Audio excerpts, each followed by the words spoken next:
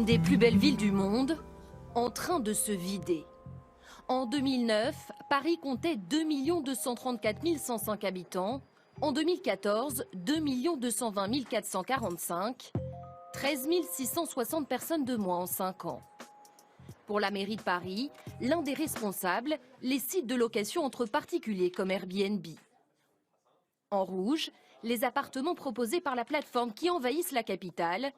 Il y en a près de 60 000 aujourd'hui à Paris. Depuis 2009, 20 000 logements auraient été reconvertis en location touristique. Cet homme propose sur Airbnb une dizaine d'appartements. C'est un business, quoi. On n'y habite pas, quoi. C'est uniquement réservé pour la location, quoi, en fait. Ah ouais. Dans le premier arrondissement plébiscité par les touristes, le phénomène explose.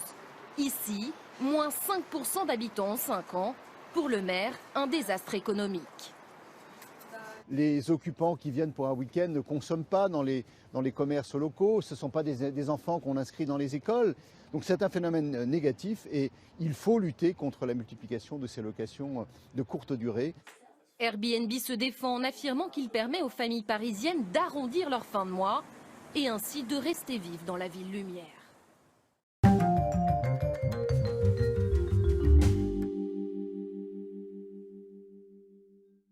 Et on va un peu plus loin avec vous, Jean-Paul Chapelle. Bonsoir. Bonsoir. Est-ce qu'ailleurs, dans les autres capitales européennes ou mondiales, la lutte est plus drastique contre ce phénomène Airbnb? Oui, David. À Berlin, il est désormais interdit de louer une habitation entière, seulement des chambres. Le propriétaire doit occuper au moins la moitié de son logement, sinon il risque une amende de 100 000 €. La mairie encourage même la dénonciation via un formulaire en ligne.